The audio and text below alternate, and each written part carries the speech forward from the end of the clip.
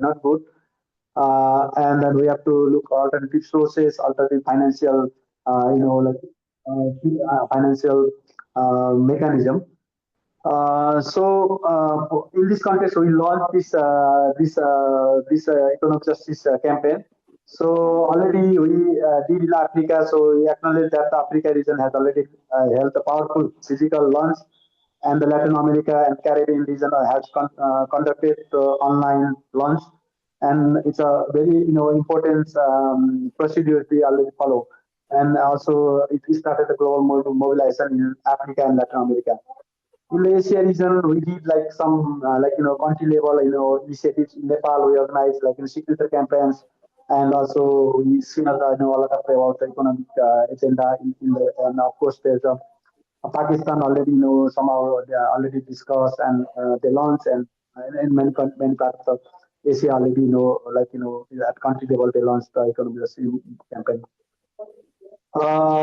And we have also organized the physical planning meeting in the Bangkok, and in March where we did we prepare the strategic dialogue and outline Asia level plans and strengthen our regional voices, and to also we prepare the economic justice mobilization framework. Also, we are getting more powerful support and collaboration like Oxfam, ActionAid, Asia Development Alliance, APSP, SAPE, Asia Development Network, and many more regional and global civil society networks, alliances, and international NGO. They already they feel ownership to engage this economic justice campaign. So in this regard, so I don't want to go details. So today, Asia launch of economic justice mobilization being collectively led by the 70 civil society networks and international organizations, symbolic to our shared commitment and solidarity for a just economic futures. So this mobilization is not only the momentum and the movement, and it is in Asia we stand united for the fight inequality, and also we reclaim the civic space, and also we need to rebuild the economic systems for the peoples and planet. So in this regard, so I like thanks, and I like to hand over to moderate for the sessions. And it is important like Asia launch. So I like to invite Bina Palika to moderate for the session. Thank you. Over to Bina. Thank you, Arjun. It's a great moment right now in history. We are against the 4th Finance for Development Conference that is just about to begin in Seville, Spain. We have the Jubilee campaign that has initiated many years ago on the economic justice. And we thought this, what better time, an apt time than to start and initiate the campaign for economic justice globally. We stand with the billion and not the billion. I think, can somebody please help muting the participants because there's a lot of background noise. So the campaign is that we stand with billions and not with the billionaires, which means that we stand with the people and not the people who've got the money. I feel it is apart from the fact that it is an time for us to initiate this campaign, it is also a time to come together against the crisis that is happening, the almost imminent war.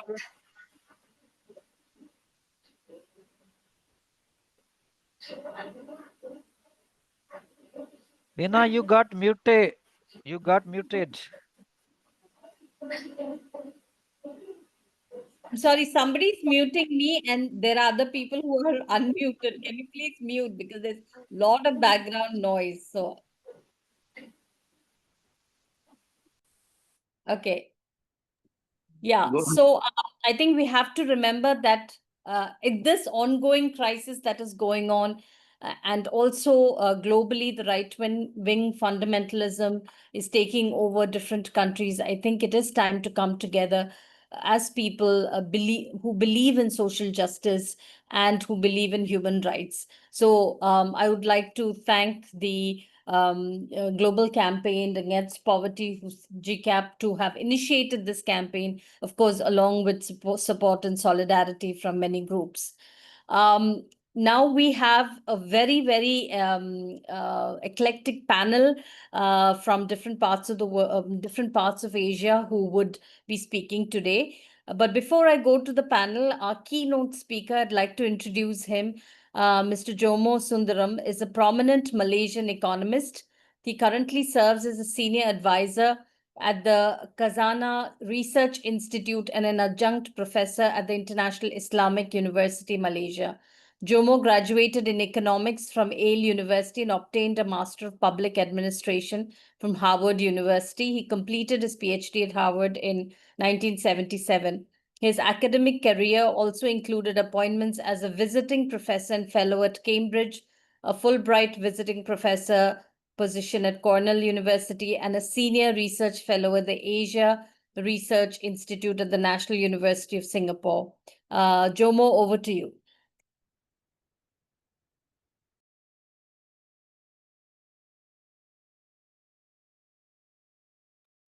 Someone might have to unmute him. Maybe he's not able. Okay, thank you very much, Bina. Thank you for those kind words of introduction. And thank you to GCAP for kindly inviting me to be with you today. I'm going to make some opening remarks to set the stage for the understanding of inequality. There is a complicated assumption about justice being equated with addressing inequalities, but I'm sure you know that it's much more complicated than that. But allow me to make some remarks to set our understanding for inequality. The inequality which we face in the world today is very different from the inequality which has existed in the past. And it's important. Can you see my slideshow? Yes, we can see. Yes, yes. Thank you. Okay, the inequality we have in the world today is quite different from the inequality which existed in the past. But it's important to emphasize that the inequalities which we have, especially between regions, has actually accelerated first about 5 centuries ago, and then especially in the last 2 centuries. So this is important for us to recognize that inequality is very much associated with the period after the so-called Industrial Revolution. Now I'm having difficulty changing my slides.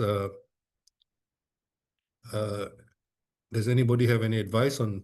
Jomo, you can drop your slide. You can end it. Pragati can share your slides. You can end it. So, okay. Yeah, just and we'll run it. I've never had this problem before, so I'm a bit curious as to why this is happening. But anyway, so stop sharing, is it? Yeah. Okay. So that Pragati can share now. So basically, the inequalities which we need to address today begin about 2 centuries ago. Can I see whether the slides are up now? The third slide. Give me a second. Just a second.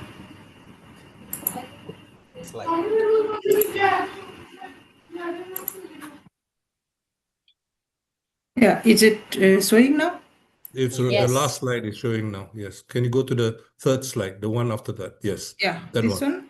Yeah. Okay, so you basically have a number of things happening with the advent of the Industrial Revolution about 2 centuries ago.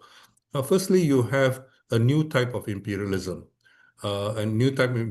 which begins to manifest itself in different ways. This is to be distinguished from the earlier imperialisms, which were not grounded in capitalism. And so you have a new type of imperialism which becomes which is associated with capitalism from about the early 19th century. And this manifests itself in different parts of the world in different ways.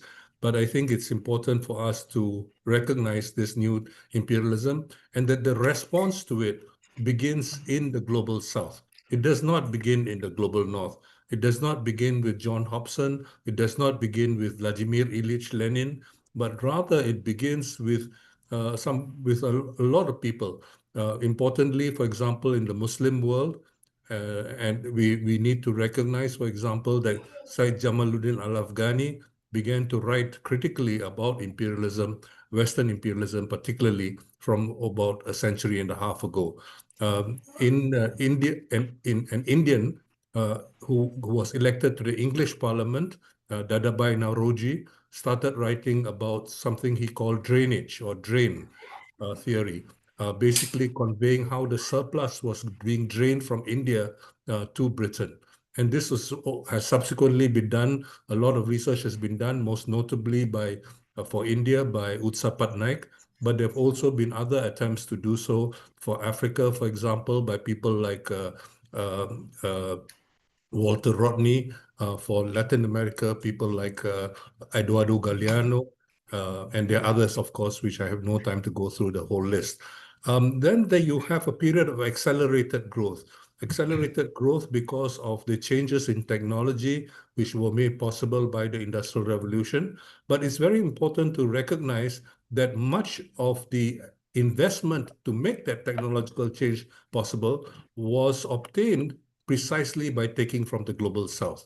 This is very clear in the case of India, for example, which had come under the control of the East India Company. It's clear in the case of Indonesia, which was under the control of the Dutch East Indies Company, and true of many other parts of the world. The next thing I think to recognize is that this development, therefore, under capitalist imperialism was very uneven throughout the world, uneven in different ways. Uneven because there were parts of the world which were being directly exploited by capital accumulation, involving capital accumulation. And there you had investments, but investments which resulted in exploitation. And then you had a lot of the world which was became the periphery, which was ignored. There were no investments in those parts of the world. And in both situations, you had poverty, but poverty involving different types of relations in society. And the result of all this, of course, is greater inequality, as I showed you in the first slide, and I'll show you in a little while. But the other thing, of course, is the use of mechanical energy, largely from the burning of fossil fuels. And this, of course, plays a very important role with planetary heating. Next, please.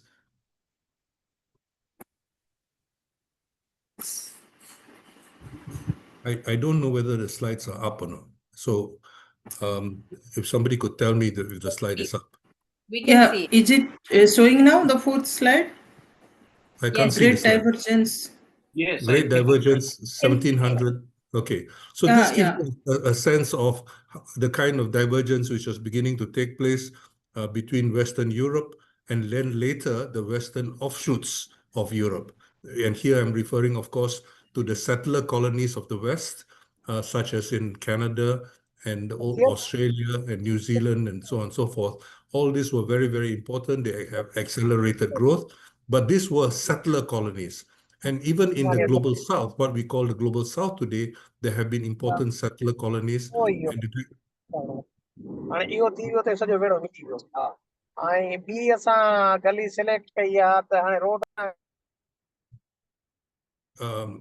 I'm not sure what's going on. Sorry, please go ahead. There was somebody who unmuted. Okay, so we have the growing inequalities taking place from the beginning of the 18th century, and this grew very, very rapidly during the period of the Industrial Revolution and thereafter. So and this next, please. So the result is that by the end of the 20th century, or the second half of the 20th century, you have huge differences. Now, the period after the end of the 20th century, after the end of the Second World War, is very interesting because you have what some people call the Golden Age. The Keynesians in particular like to refer to this as a Golden Age, a period characterized by reconstruction of the parts of the world which were affected by World War II, especially in the global in the West, but also very importantly the decolonization of much of the global South, especially in Asia and then later in Africa. So this process of decolonization had very, very different social, political, and economic outcomes, but it's very important for us to recognize that it was a period which was generally characterized by rapid economic growth and by some reduction of inequalities. For example, due to agrarian reforms and so on. And interestingly enough, these agrarian reforms did not always take place where you had progressive regimes. You also had preemptive agrarian reforms in places like Japan, in places like South Korea, in places like Taiwan. And these agrarian reforms were deliberately promoted to preempt these parts of the world from being much more under leftist influences and so on. Next, please.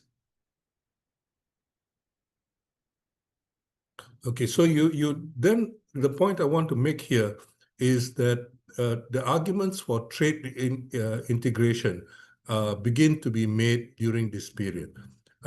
This is very important to understand, partly because we are so dominated by Western thinking and particularly by by US economic thinking. So in this period, you have many more arguments for trade integration, but it's also important for us to recognize the very complex relations which are taking place.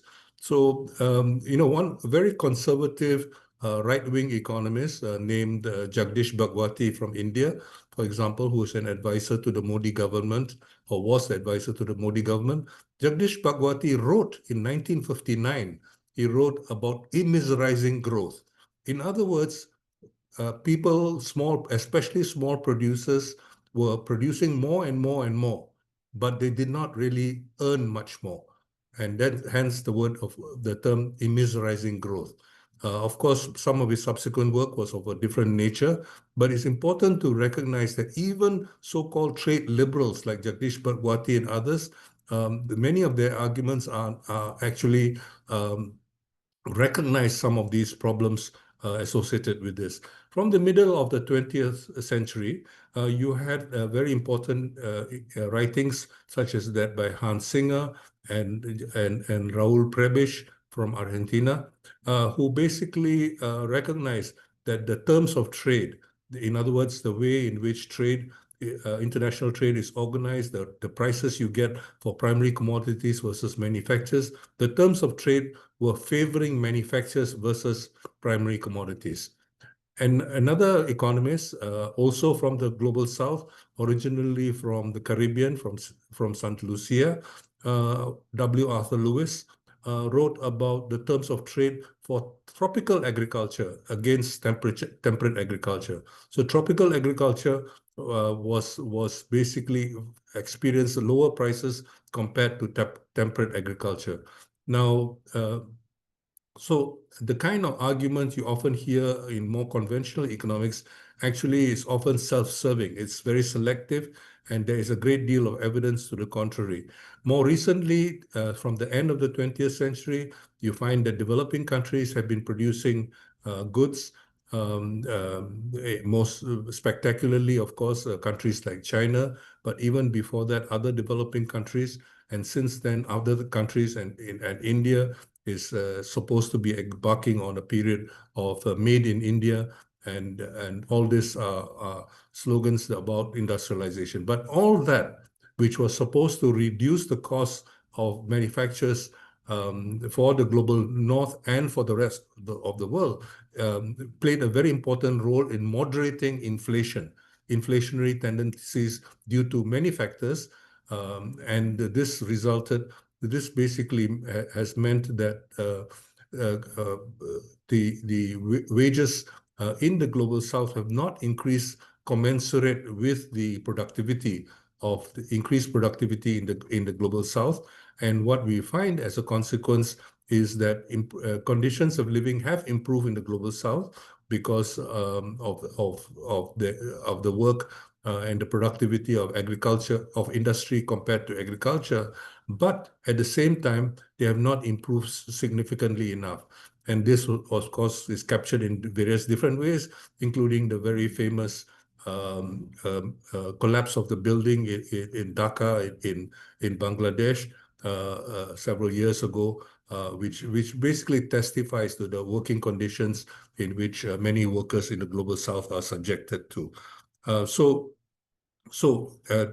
Industrialization of the global south has been very significant, very important, but this has also meant some deindustrialization of the global in the global north. Now, to be sure, it is not this alone, but also other factors such as the increased automation, as well as increased more recently, the increased application of machine learning, or artificial intelligence, and so on and so forth. This has significantly increased productivity, but also, very importantly, reduced the need for human labor. So whereas the exploitation of labor was so crucial to the development of capitalism for most of the last 2 centuries, now we find a period where labor is becoming almost irrelevant to the accumulation of capital. And in fact, in some places of the world, there is this systematic efforts to reduce the population. There is a great deal of alarm in the West, for example, about the continued population growth in Africa and so on. And this is likely to continue for some time to come.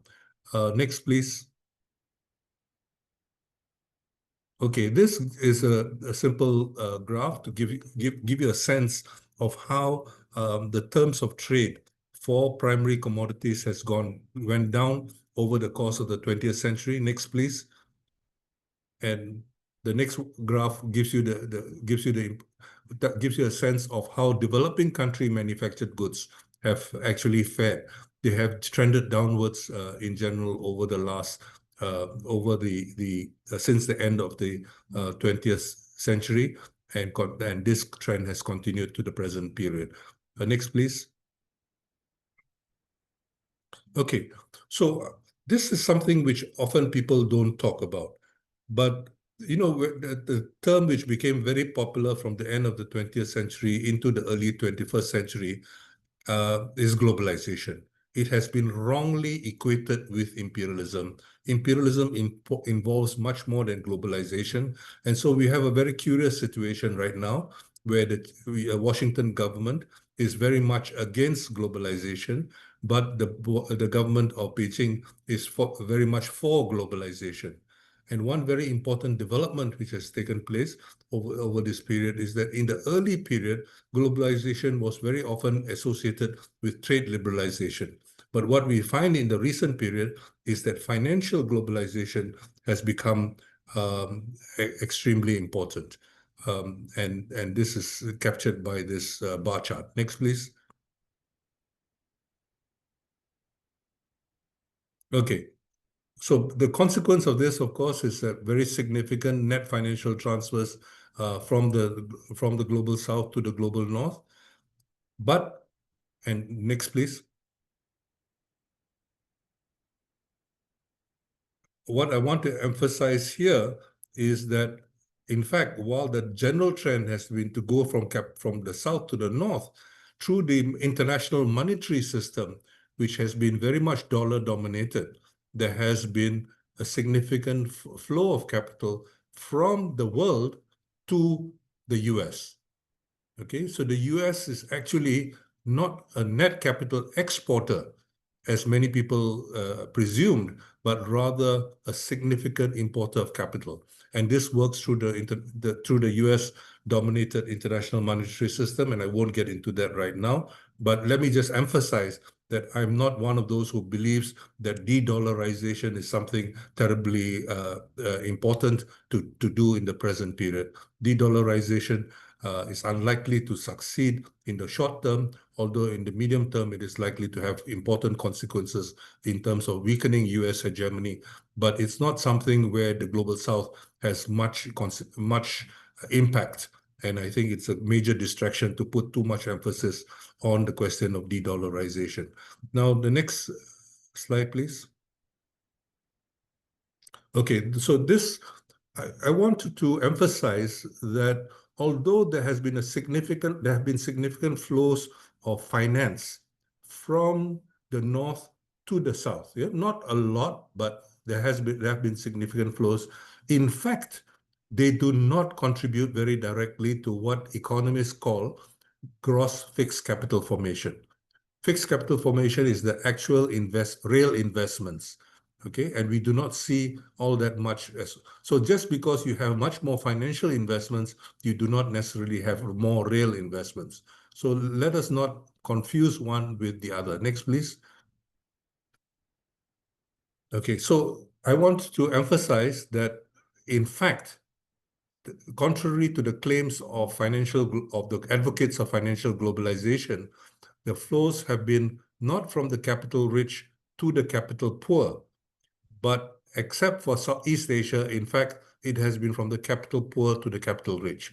So at the end of the 20th century, a man named Michel Camdessus became the head of the IMF, and he advocated against the Articles of Association of the IMF. He urged developing countries to open up their capital accounts. And the result of opening up the capital accounts is that elites from the global south started taking out their money much more easily. And the result has been the further underdevelopment of the global south rather than the development of global south as promised. As a famous Malaysian economist who passed away many years ago used to say, this kind of economics is like opening a bird cage and expecting more birds to fly in than to fly out. Now, next, the cost of funds for the global south has not been lower as a consequence of capital account liberalization. And while some of the old sources of volatility and instability have been reduced, it's important to recognize that new sources have in fact been introduced. Next, please. Okay, this gives you a sense. This is a very old graph which has been updated by some friends, and it gives you a sense of the inequalities which happen. Now, when we think about global inequality at the global level, it's important to recognize that there's the inequality between the rich countries and the poor countries. So the rich countries are on the right-hand side of the diagonal axis. Okay, and the poor countries are the front of the diagonal axis. Now, if you look at the richer classes, they're on the left-hand side of the horizontal axis. And on the right-hand side are the poorer people. So the rich people in the rich countries are captured by that skyscraper in the far corner there. And the poor people in the poor countries, you can barely see because there's no real presence, so to speak. Okay. Next, please. So next, please. Okay, so it's important for us to recognize that these kinds of inequalities, which I've tried to represent in different ways, is also has important consequences for consumption. So if you look at these bars, the light blue bars are basically these bars represent the consumption of in the richest countries, the 20 richest countries in the world, and the consumption of the 20 poorest countries in the world is captured by that very light green, which you can barely see. Okay, so in 1960 or in the early 60s, it was 11 points, 11 11,400 per capita compared to 212. Okay, now the ratio is even higher. The share of the poorest 20 countries has increased slightly from 212 to 267, whereas in the richer countries, it has almost tripled from 11,000 plus to 32,000. Okay, so that gives you a sense that inequality has continued to increase over the period. Next, please. Okay, so here you get another look. You can see the same kind of representation of the rich countries versus the poor countries in terms of private expenditure, of consumption of meat and fish, animal protein, in other words, the energy, ownership of telephone lines, and so on and so forth. Next, please. Okay, so what I want to conclude with is to emphasize that the world has changed in very, very profound ways in the period since the end of World War II. We are talking of a period, as you know, recently there were celebrations to mark the end of World War II, 80 years since 1945. And this is a period mainly in the West. For Asia, however, especially for East and South, including Southeast Asia, the war ended in August. Yeah? The war ended in August when the Japanese surrendered.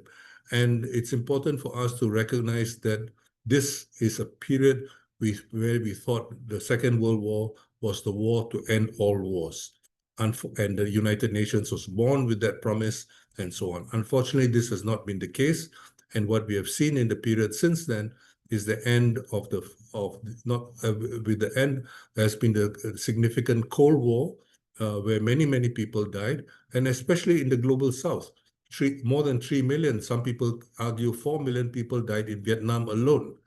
Similarly, many millions of people died in some other countries, in the rest of Indochina, for example, in Cambodia and so on, but also elsewhere we have seen significant changes. But that period the end of the Cold War largely came to an end at the beginning of the 1990s.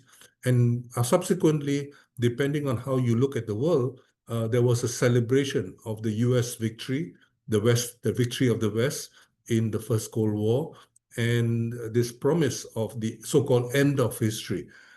This was just a metaphor to try to capture the fact that the so-called East had lost. But what we have seen since then is a great deal of evidence that rather than the complete subjugation of the rest of the world, we have more evidence of what is often referred to as a multipolar world. This multipolar world implies a great number of new challenges which we need to deal with, because we're not talking about a single front, as in the Soviet bloc, for instance, during the First Cold War. What we see instead now is a very different situation, where, for example, there is no military alliance between, let us say, Russia, the Russian Federation, and China, and Iran, and so on and so forth. And this is very important because it implies that there is no intention of hegemony by these countries, but rather we have instead a multipolar world.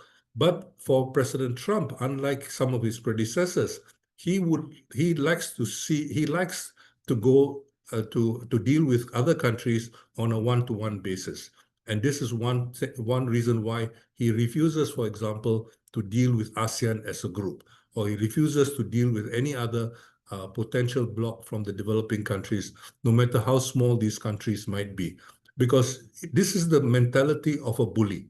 You can bully an individual, especially when that individual is alone, much more effectively than you can when they have numbers. And this, I think, is important for us to recognize. Now, the next thing to recognize, of course, is that there has been a significant rise of the right for about half a century now. And this has meant, for example, the rise of the economic ideas associated with Mrs. Thatcher and Ronald Reagan and so on and so forth, and resulted in a whole range of neoliberal policies. But those neoliberal policies are no longer enough to satisfy particularly the US. And so we find a great deal of effort by the current US administration, the Trump administration, which are captured by something called the Mar-a-Lago Accord, which is being promoted by the chief economic advisor to Donald Trump. If there's interest, we can talk about that later. But in other words, the right in the world, the right wing in the world, are able to fight among themselves because the resistance is largely gone or compromised, as we saw, for example, in other parts of the world.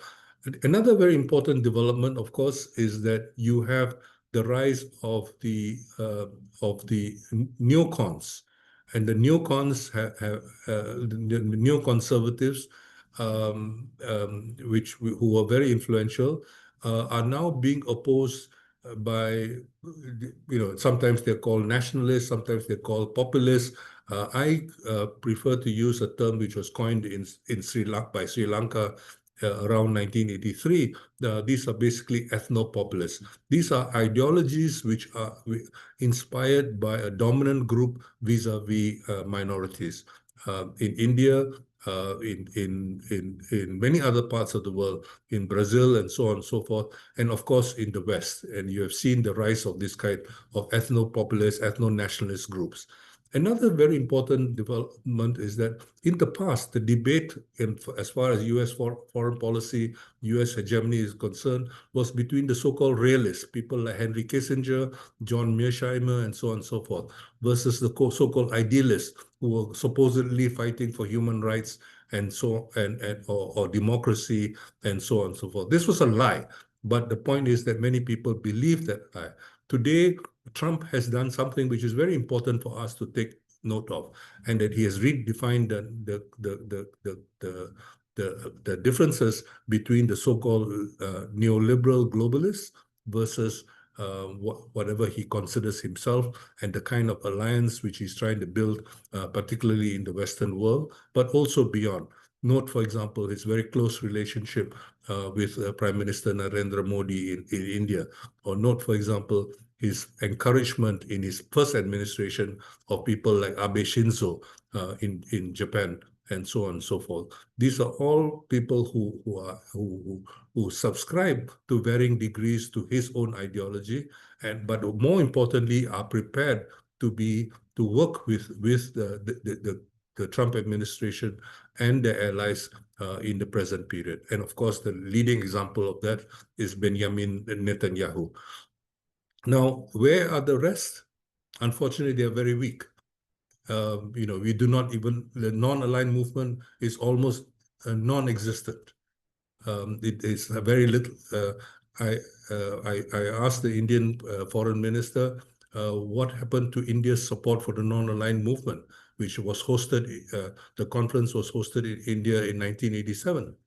And he said, oh, that's the 20th century. That was Cold War. Now we no longer believe in the non-aligned movement. Instead, we are now talking about the Global South. But what kind of Global South do they talk about?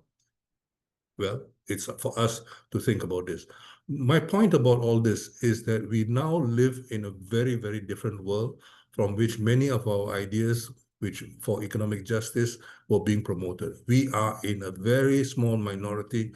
The debates in the right wing in the West are not going to benefit the Global South in any significant degree. There is nobody concerned about economic justice at the international level. There are countries which governments in the West and beyond who are involved in competing for war. I would have begun this lecture if I was slightly more organized by wishing you salam alaikum, because it means peace upon you. But instead, we find in South Asia conflicts going on between neighboring countries in South Asia, and this is happening elsewhere in the world as well. All this feeds into this larger narrative where the Secretary of Defense of Donald Trump, Hexet, has basically said that he started off as a crusader. Okay, if you go to his website, you will see him undressed, with showing off his tattoos, showing off that he identifies with the Crusades of almost a millennium ago. And then he says, no, but today the Crusades have to be extended. The number one enemy is China, and the second enemy is what he calls political Islam.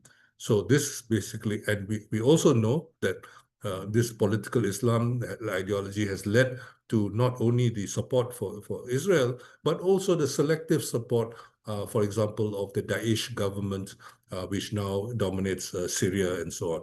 So we have a very different world, and we need to begin to think about building different types of coalitions at different levels.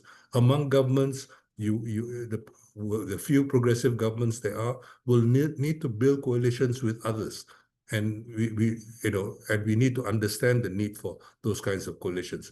We also need to build coalitions at other levels, among political parties, among other movements, and of course among civil society movements which see themselves rather differently as providing an alternative.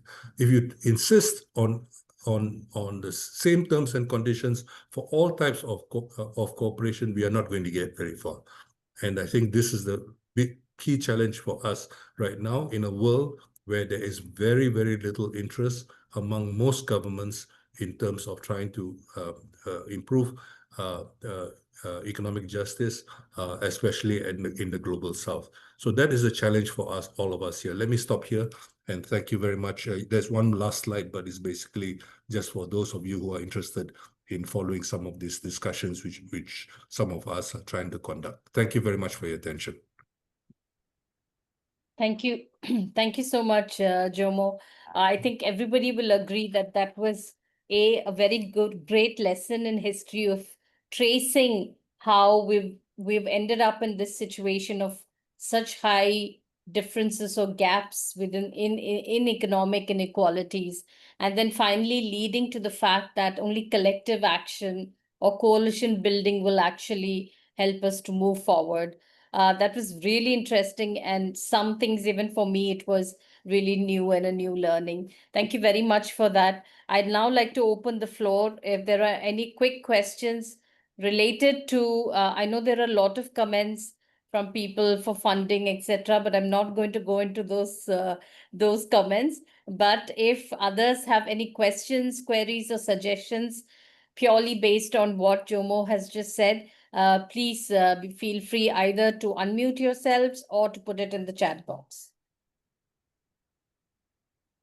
Can I put a comment here? Yes. Okay. My name is Firoz Alam. I am from Bangladesh.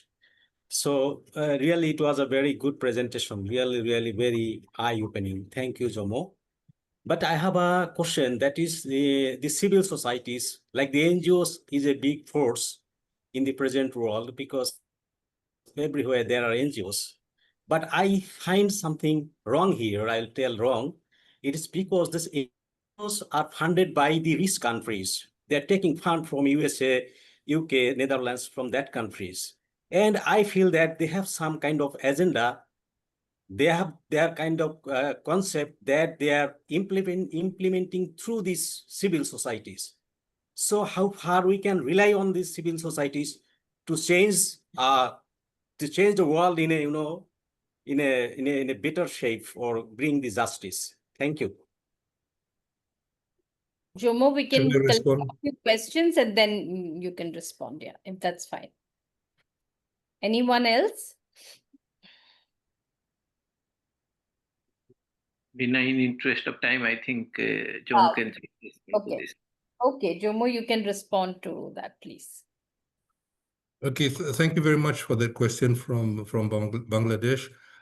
Yes, indeed, civil society movements are very significant, but perhaps more significant in Bangladesh than in most other societies for a number of historical reasons. The fact that Bangladesh was one of the later countries to get independence, and the tendency of many of the donors to bypass the governments of Bangladesh for various reasons. And so civil society movements have been especially strong in Bangladesh. And also some of the innovations of the civil society movements have been extremely important and part of the strength they have. Right now, you can say that the government in Bangladesh is a civil society government. But I think it's very important for us to recognize that whatever our reservations about many of these civil society movements, remember that within every single movement, if it is a movement rather than an NGI, a non-government individual, it always involves a coalition. And there will be more honest people who are truly motivated by certain considerations, and there will be more, for want of a better term, opportunistic people. Who see an alternative career path in being a non-government funded and so on. So I think we need to distinguish that, and then we need to recognize that people may not necessarily because of where the money is coming from, but may honestly have differences of views. We need to have ways of distinguishing these problems and not making every little difference the source of conflict. You know, there's a joke outside of South Asia among people all over the world. They say, you know, you have two people, you have three people, you form a political party in South Asia. And then if you have four people, you will have a splinter party, you know. And you know, I mean, it's a joke. It's a joke. It's an exaggeration and probably quite unfair. But I think it's important to you that we need to build a culture where we are able to have differences and settle these differences honestly. Because many of these differences are honestly held. However wrong and misled they are honestly held. And this is why I appreciate the ability of many people to change their views and to acknowledge where they are wrong. I mean, you take somebody like Jeffrey Sachs. Okay, Jeffrey Sachs has, in my view, changed his views on many things. Okay, but some people don't complain that, well, he doesn't criticize his own past. You know, I mean, to me, you know, I'm happy to have allies when at every stage of things, right? So you can be very, very picky. We don't agree on 10 of my principles, then I won't accept you. I won't talk to you. I won't have anything nice to say about you, and so on and so forth. I think that's not the way we are going to move forward.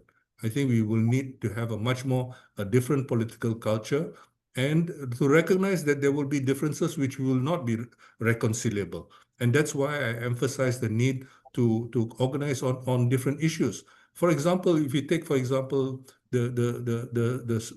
what is happening in Gaza today, okay? Many people will say, "Oh, we cannot support what is happening in we cannot support the Hamas because Hamas led the thing. Hamas was responsible for October 7th." Despite the disproportionately of you know, you need to recognize, at least, you know, if they are prepared to agree that the many people, the kinds of retribution which the Israeli authorities have taken and have destroyed, let us admit it, they have destroyed Hezbollah and so on and so forth. We need to recognize that these are important differences which we are not going to resolve overnight, okay? And we need to be able to work going forward. Yes. Sorry to cut you off. Pierre, is it okay if we move ahead, or it's a very pressing question? Then you have half a second. Pierre? Yes, it's just to ask whether it's possible to transcribe to have the transcription of the very interesting exposition from Jomo. So because then it allows to have the text and not go through the video that someone has recorded somewhere. So I would just submit this. Is it possible to be authorized to get the transcript? Yeah, Pradeep, you would like to respond? Yeah, we'll this is a video recording. We'll do a YouTube and send you all.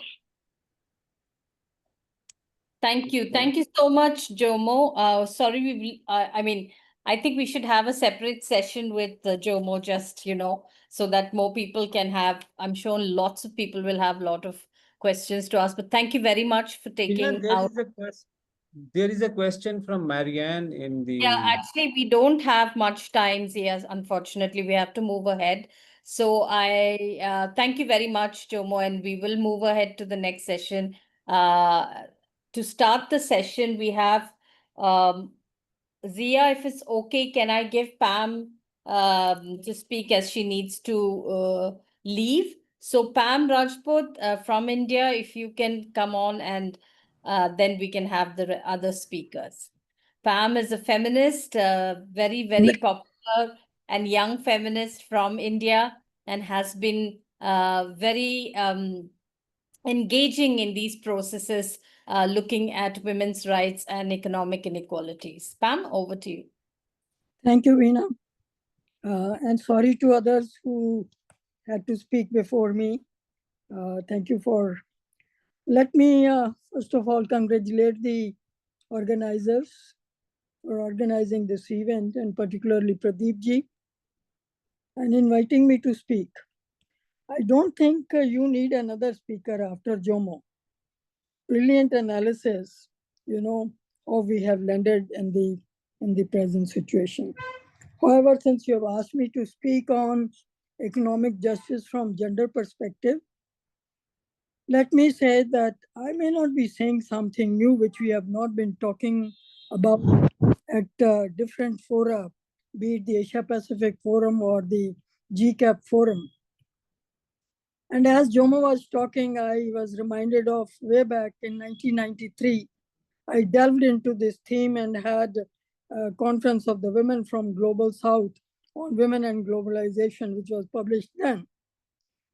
But this event today assumes its significance in the backdrop of Beijing Plus 30 review, Transformative Agenda 2030, Pact of Future, the COPs, and of course, as you said, Beena, in your remarks, the forthcoming financing for development. Now, promoting women's economic justice and rights in the economy and closing gender gap is key to development justice.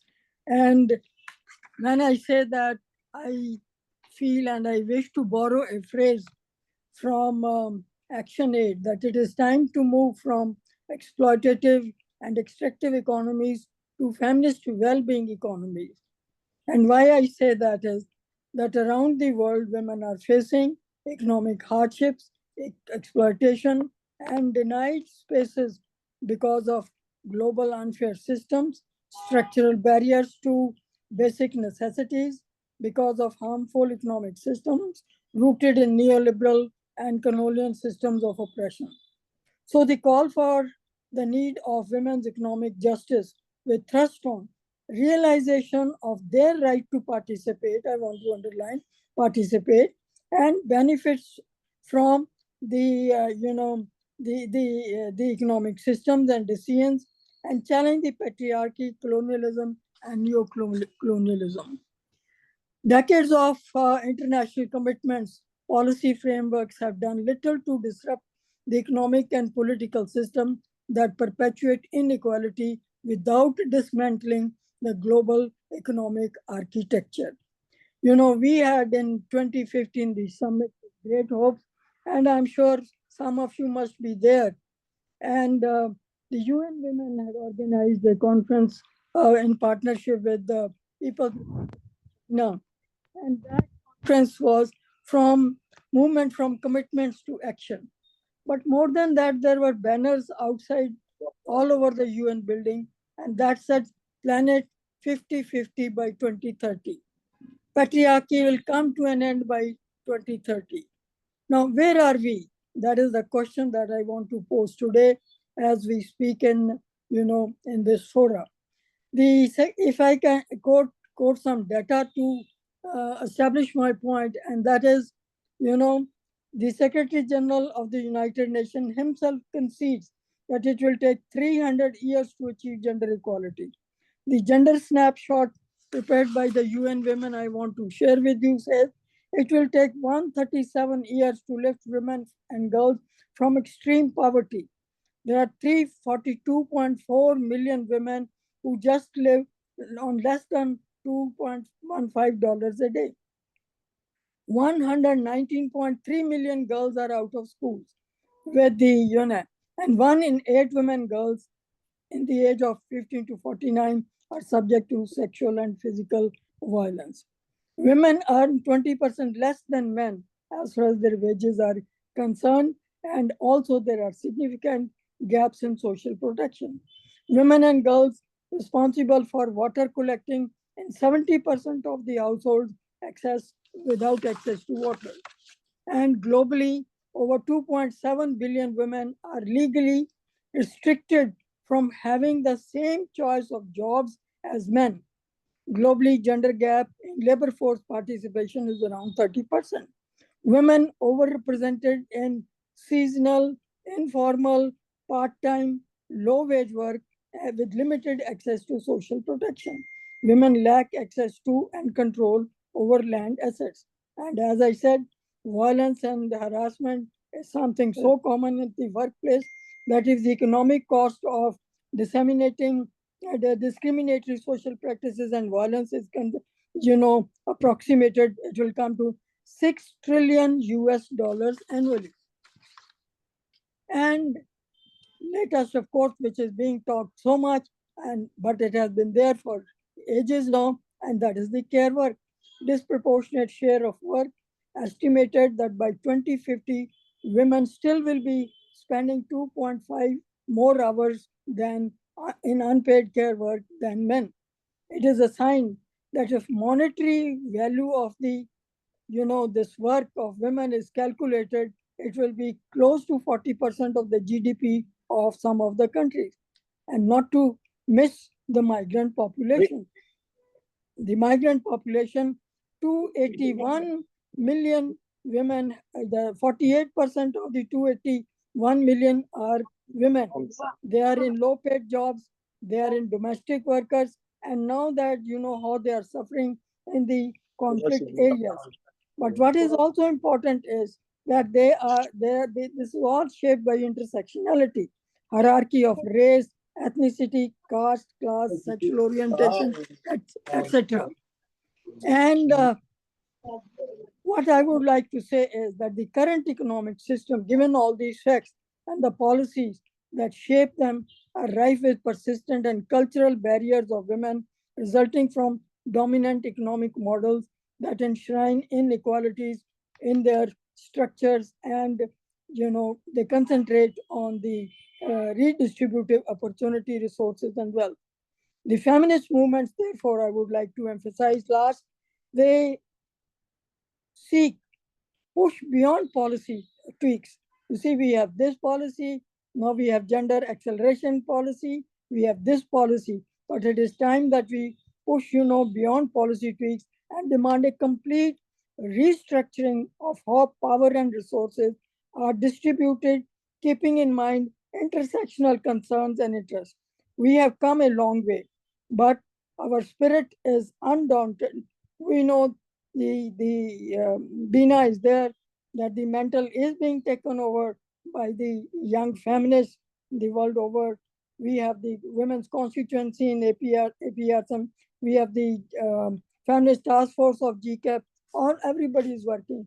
So I think we still have a long way to go to say that we have the economies which we can really call as the feminist economies, for that matter, that give justice to all women of all ages, of all intersections, and bring humanity to a path where we can really say no one can be left behind. Thank you very much for giving me turn out of,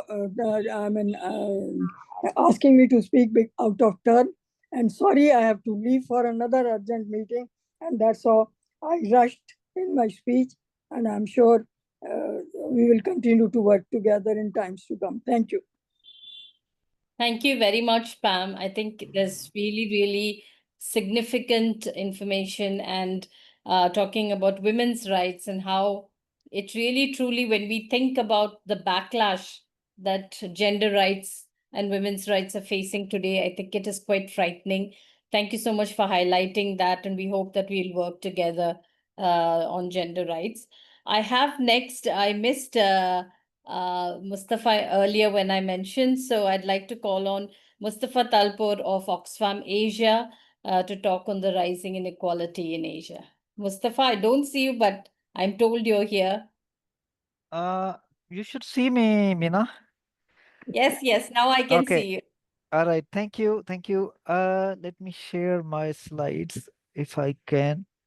Oh, I'm disabled. Can anyone give me permission to share the screen, or I sent PPT to Pradeep? If you got it, can you open it? I can make you a co-host. Yeah, okay. How much time do we have, Bina, for each speaker? 10 Well, minutes? he said 7 minutes. Okay, So yeah. fine. Yeah, okay. Thank you. Go ahead. Thank you, GCAP, for taking lead on this one. This is really an crucial moment to build an alternate and mobilize people around the world. It's a really dark situation all around the world. When we talk inequalities, there's also an issue of peace and security. Now it's a global threat. But thanks for. Okay, can you see my screen?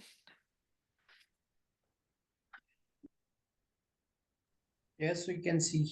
You can see. Okay, let me just show you this 2-minute film if it works, and then we can go to few slides. Oops, it's taking me to this login thing again. Ooh, hoo, hoo, hoo.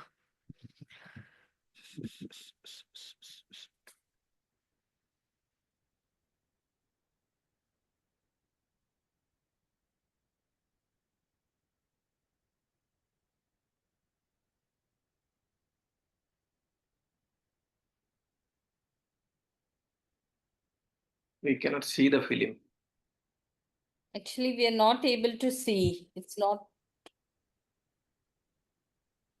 Maybe you can just share the link on chat and then you can just. Can you see? Can you see or not? Video? answer. Okay.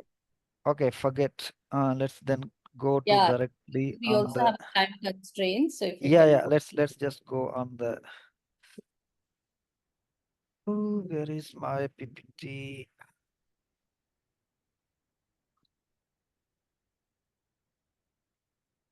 Okay, let's go. Okay, so let's start where Jomo actually left. Inequality, as you know, Oxfam has been working on this since last 12 years.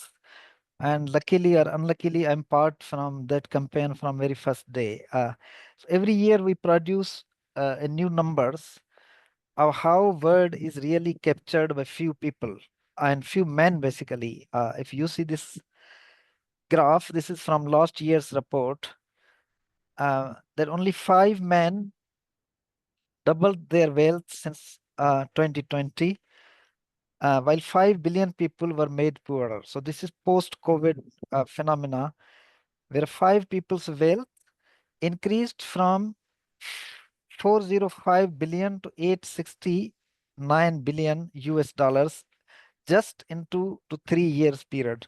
So this is the level of inequality that we are talking about. You see then also how corporate capture is happening. So there's no small businesses that are leading the economies. We usually, people tell us, there's a market concentration happening. There were 10 companies about a quarter century ago controlled 40% of the global seed market. So this is how they control the agriculture productivity, the seed, and they suck the money out of farmers. If you again see this, the world's billionaires' wealth, there are 79% people in the rest of the world, while their share in the global wealth is just 20%. While there are 25% people in the global north, or the so-called rich countries, and they control 3/4 of the global wealth.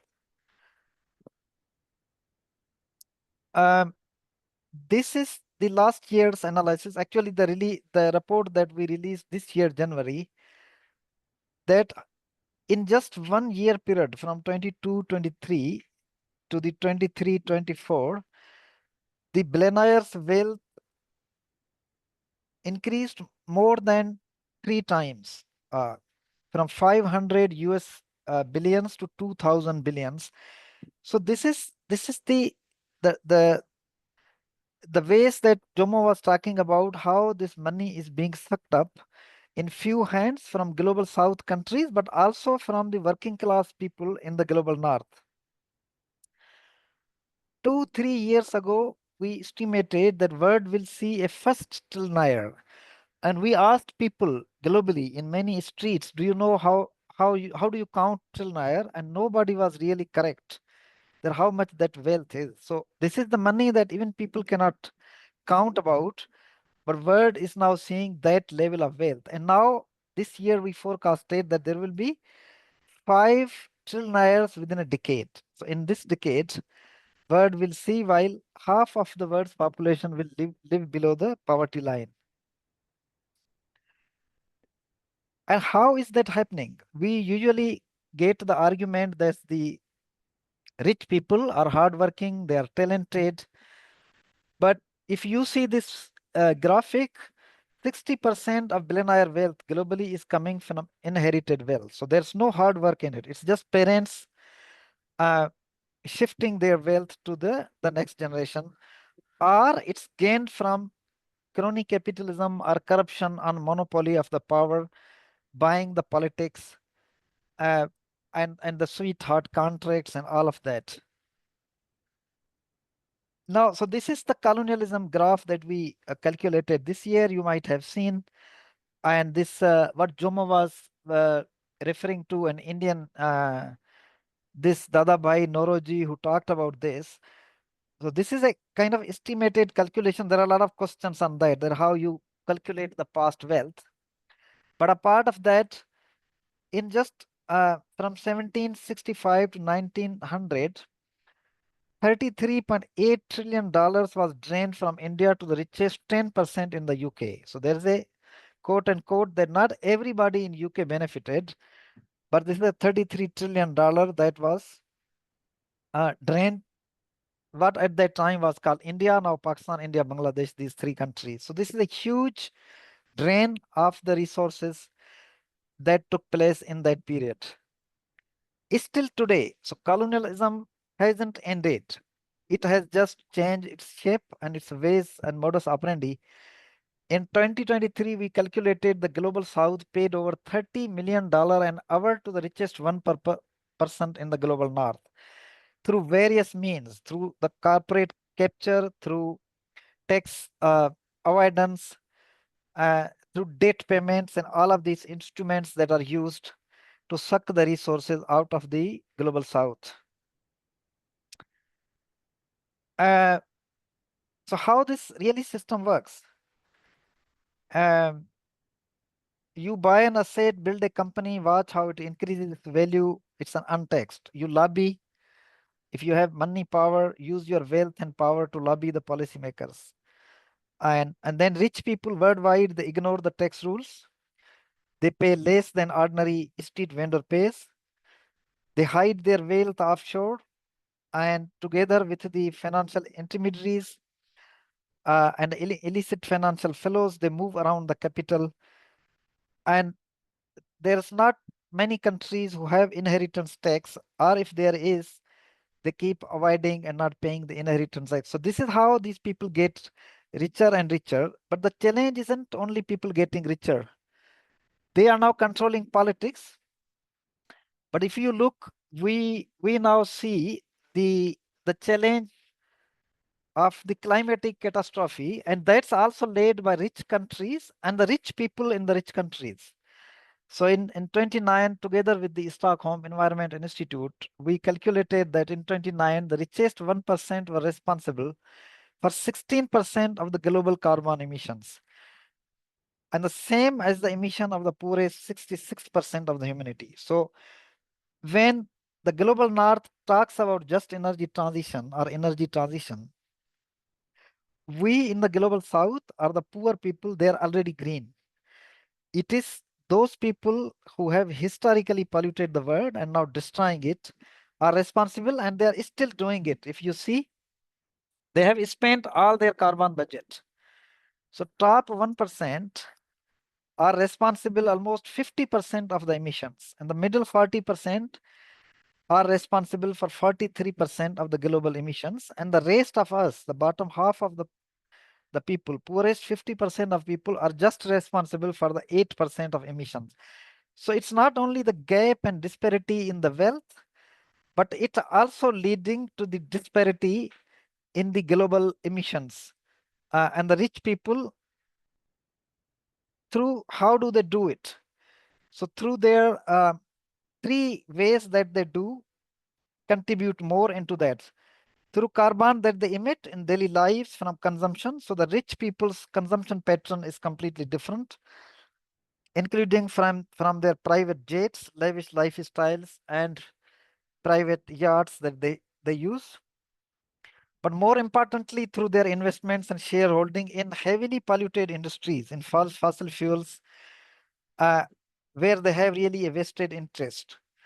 And then through their undue influence that they have over the media, the economy, and the politics and policy making. So they pay to get away with all of these things. Now, what should we be calling for, or what we are calling for now, as Bina said in the very start, it is we stand with billions, not billionaires. And how do we do it? The first important thing is decolonizing our economies and actually dethroning the super rich. Countries don't need really billionaires. What do you do with the, it's a what we call it, it's a sign of sick economies. It's not a progressive economic model or economies. In the modern world where billions of people live under poverty and hunger, and somebody is playing with the billions.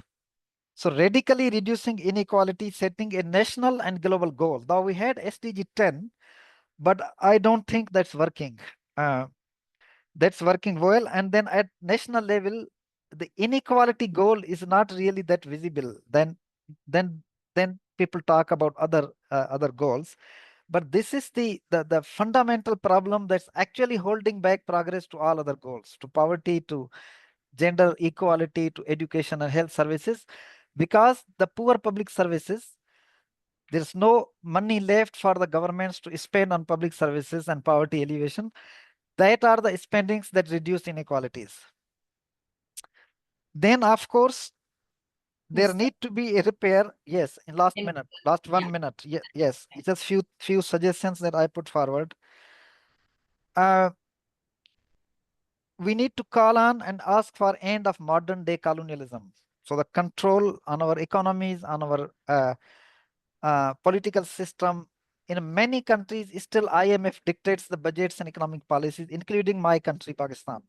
So these colonial institutions that were established in 80 years ago or 70 years ago are very much still dominant on shaping our national policies, and it's a new colonialism. Then there is a progress now since the last G20 meeting in Brazil, taxing on the rich and the extreme wealth, and that we need to keep momentum. That's a big win by civil society that we have been calling since decades. But more importantly, at Jomo left his point that non-aligned movement and South-South collaboration is almost dead. Like in South Asia, SARC is dead horse. ASEAN is also, in most cases, is a talk shop. So the South-South collaboration is really gone, and we need to push for that. And this year is important as 60th year of Bandung Conference, and this FFD provides that opportunity to bring back those agenda. And also strengthening, not getting into the pessimist situation that we see, but also strengthening our own groups, movements, and civil society. That's needed ever than we thought. So that's all, and thank you very much for providing this opportunity. I'll stop here, Bina. Thank you very much. Thank you, Mustafa. So sorry. We'd like to listen to more. I know that Oxfam has done some excellent studies on inequalities, but thanks a lot. Yes, we need to decolonize. I think that is coming out across the board. I now request Zia ul Rahman, who is from the Pakistan Development Alliance, to talk on the impact on climate change in marginalized communities. Zia, I'm sorry, but can I ask you to stick to 5 minutes if possible? Because we have one more session after this and I'm struggling to keep the time. Thank you. I'm not sure if I will be able to stick to 5 minutes, but are you seeing my slide? No, we cannot see. Oh. How come? Share screen. Okay. Can somebody share my screen then? I'm not sure. I Yes, tried. have you sent the PPT? You Yeah, sent yeah, it. yeah. Okay. Pragati can share. You can Now, start in the meantime. Yeah. can you share? Can you now see? Yes. Yes, we Okay. can. So I think we have been talking about the inequalities and the other. Jomo has given a wonderful presentation, and Mustafa and Palm. Um, and the conversation was largely about what the global leaders are saying. So our conversations cannot complete without Trump nowadays. And whenever we talk about Trump, we also refer Jeffrey Sachs. So Trump negates climate change, and he also negates the Paris Agreement. Jeffrey Sachs says that climate change is real, it's really dangerous, and it's accelerating. And we all have actually observed that this has been accelerating. So my presentation would be actually more focusing on Asia. So according to the Indian Institute of Meteorology, the Arabian Sea, the number of cyclones in the Arabian Sea has been increased 52%, whereas we have seen the cyclones 150% as compared to the previous years in this region. That has actually increased the global warming and the ocean temperatures. And we know that the climate change is largely caused by the global house gas emissions. But who are actually creating these global house gas emissions? We also need to understand that phenomena. Um, the um, the United Nations Environment Program emissions gap report says that it will uh, take it will not be possible for us to keep 1.5 degrees Celsius, the pre-industrial level, if the current trend goes on the global emissions. Uh, if we see this, our friend Mustafa has shared one slide. If we see this slide, we see that mostly the European Union and the United States are the major contributors in the GHG emission. And historically, they are causing climate change. And if we exclude China and India from the global south, and some of the yellowish, if you see these lines, if we exclude both of these countries, the contribution from the developing nations is minimal. And this slides also shows that how minimal is the contribution of Asian countries, particularly from South Asia and Southeast Asia in global GHG emissions. It's really, really minimal, except India, which is actually contributing 7.33%. So how it actually impacting, although we have a very little contribution, but it has been affecting us a lot. South Asia is one of the most, Southeast Asia and South Asia both are one of the most vulnerable regions that have been facing climate changes, rising sea levels, heat waves, floods, droughts, and increasingly in intense and unpredictable weather events in this region. In the last 20 years, we have witnessed that 750 million people alone in South Asia have been suffered from the climate change one way or the other. And according to the one of the Swiss Institute report, Asia and ASEAN would have lost 26% and 7% of the GDP respectively while correspondingly the global loss would be 18%. So altogether, the global loss because of this climate would be 18% of the GDP, whereas the worst hit regions are Asia and the ASEAN region, where we can go up to the 37% of the GDP loss. As Europe and the America has been contributing a lot in the GHG emissions and causing climate change, but the impact on their GDP losses is really, really very minimal.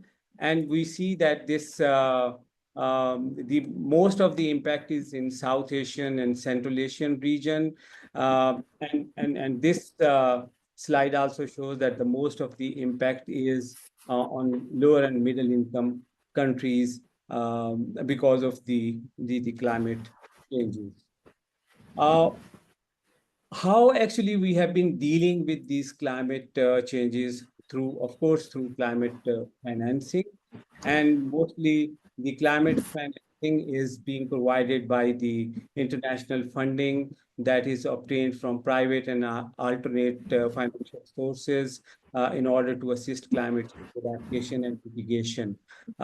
This has been agreed under Paris Agreement, Kyoto Protocol, United Nations Framework Convention on Climate Change, through following the principle of common but differentiated responsibility and respective capabilities.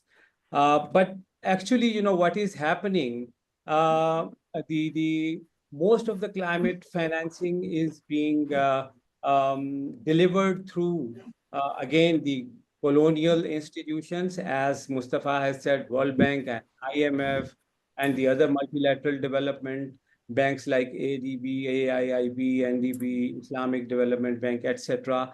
These IFIs and MDBs mostly provide loans and few grants. Mostly they are providing loans, but few grants to developing countries for development and climate adaptation and mitigation initiatives. The growing debt creates a vicious cycle whereby the debt-ridden nations are forced to take on more debt in order to respond to climate disasters. Like, for example, my country, Pakistan, pays like 25 billion US dollar per annum to the debtors because of this debt servicing, whereas we apply only for 1.7 billion US dollar new loans to these colonial institutions. So it's a huge drain of resources from the global south, particularly the global the countries in Asia, the poor nations in Asia. If we see this table, we see that the investment needs of the countries in South Asia and Southeast Asia are huge, like almost 775 billion US dollar until 2030 is required in South Asia, and around 500 billion US dollars are required for Southeast Asian countries to address the climate challenges. But unfortunately, what is coming through is really, really minimal and in million. So the need is in billions. Most of the grants and the loans that are coming through IFIs are in millions. Eight South Asian nations would need roughly around 200 billion US dollar per annum until 2030, whereas, you know, according to the Aid Atlas, these countries are receiving only 1.2 billion US dollar per annum. So this is something like ridiculous, and much of these resources are also being distributed with a greater disparity, as Bangladesh and Pakistan are more victims of the climate change, whereas 75% of the climate funds are going to India. The countries like Bangladesh and Pakistan and Thailand, they are suffering more from floods and cyclones and other climate-related risks, whereas they have been given funds to reduce their global greenhouse gases. So, it's again not based on the requirement. The requirement is for mitigation and adaptation, whereas the funds are coming for the GHG emission reduction. So this is something which is uh, which need to be challenged and which need to be addressed. There are certain recommendations that I can share that these IFIs and the other stakeholders should increase transparency, prioritize local needs in their interventions. Largely, we see that they are not engaging the local civil society and the local and not investing more on the local interventions. IFIs and the MDBs should support bottom-up approaches and promote gender equality through their interventions.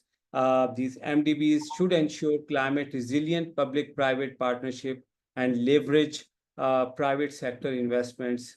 There is a dire need for greater support for climate resilience, ecosystem-based approaches, and addressing debts. Today, we have been actually passing through a regime of ecocide. So I think we should more be investing eco-centric interventions instead human-centric. I'm actually promoting this, that our intervention should be eco-centric to avoid ecocides. We should also address the sustainability issues. There is a dire need for improved IFI-led initiatives to address loss and damage caused by the climate change. And we are totally rejecting what has been actually suggested in the loss and damage fund, where they are saying that there would be a $300 billion loan to the global South.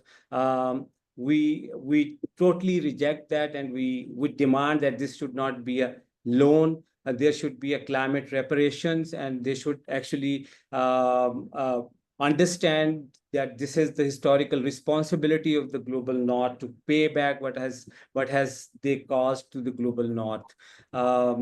We also a strong supporter of the community-based approaches while addressing the climate-related challenges. And in a nutshell, there should be a comprehensive strategy that require addressing governance, financing, and capacity building alongside promoting knowledge sharing, learning among countries and the communities. So I have extracted these thoughts from one of the study that was conducted by Asia Development Alliance on mobilizing capital and mitigating risks, particularly focusing on role of international financial institutions in advancing climate financing in South Asia and Southeast Asia. You can download the full study from here. And I will stop here. Will be open to respond to the questions. Thank you. Thank you so much, Zia. Very interesting impact of climate change. I'd like to go to Miranda Sebayang, who's the Executive Director of Jaringan in Indonesia Positive, and who's going to speak on the implications of reducing development aid in Asia. Can I request you to please stick to 5 minutes? Sorry, we have one more session after this, so just to give enough time to everyone. Thank you. So I will try to make a presentation very fast. So there is no slide, so I will speak for at least 5 minutes. So yes, everyone provide a perspective from the health economy, from the economics perspective. But since I'm on the public health specialist, so I will give my perspective about the funding cuts, especially in the terms of the health response in HIV, especially in HIV and maybe some part of TB and malaria. So in the global context perspective, the United States is one of the largest global funders of HIV response, primarily through USAID, PEPFAR, and also contribution to the global fund. So every $1 goes to the global fund, the US government will provide $3 to the global fund. In the recent years, shifting U.S. political priorities and budget uncertainties have led to delays, reductions, or reprogramming of funds, particularly in Asia and Africa region. And the threat of U.S. foreign aid disruption, including government shutdowns, budget freeze, or congressional deadlocks, has created operational instability for partner countries dependent on external funding to sustain especially HIV response. So the impact of U.S. funding disruptions, I will take for example, in my country, Indonesia, for the HIV response. So currently, some of the community and prevention programming shut down. So many community-based outreach and peer support programs for key population, especially men who have sex with men, transgender, female sex worker, and people who use drugs in capital city have been temporarily suspended due to the funding freeze. And also now we have prevention measures, the very innovative one, PrEP. So the PrEP expansion and long-term PrEP trials have also been put on hold. And then the impact of the situation, it makes disruption of access to essential medicines and care. In our country, the government, yes, provide the basic antiretroviral treatment for people living with HIV, and also the procurement of HIV rapid test kits, condoms, and clean needles. We rely heavily on the Global Fund and USAID. The freeze threatens the regenerations of the supplies. WHO also warns here that funding cuts could increase the risk of deaths and new HIV infection due to the service disruptions. And the impact on the broader health programs, in addition to HIV and TB and also malaria, including maternal child health, because US CDC and USAID support many of these initiatives. I think this is a setbacks for the program, especially for these 4 of the health programs: HIV, TB, malaria, and also maternal child health. Although our country is still luckily, at least our health ministry said that, Indonesia is still lucky because it has relatively differentiated funding. Currently, we have support from India, Saudi Arabia, Australia, and also the Global Fund, but still the US support for the health programs in Indonesia provide a lot of technical assistance to increase the quality of the primary healthcare, and this situation hampers the situation at this moment. And then many local professionals and NGOs, including GSOs, CBO, because most of these non-profit organizations rely on this grant, they face layoffs and reduce operational capacity in the field. In addition, I also would like to raise the UNAID statement. UNAID estimates that now around 30% of men who have sex with men in our capital city are affected. Slow effort to find and treat new cases. If the freeze continues for a long time, progress in reducing deaths and transmission could be reversed, as has happened now in several other countries, especially in Asia. So if we look at the what I mentioned before, so the impact of this situation first is delays in program implementations, and then interrupted access to prevention and treatment, and also risk to sustainability goals. Currently, Indonesia is transitioning toward localized, decentralized HIV financing through regional health budgets and domestic sources. However, inconsistent donor support, especially from major funders like the United States, undermines capacity building efforts, program handover from donor to the government, policy coherence for long-term HIV programming.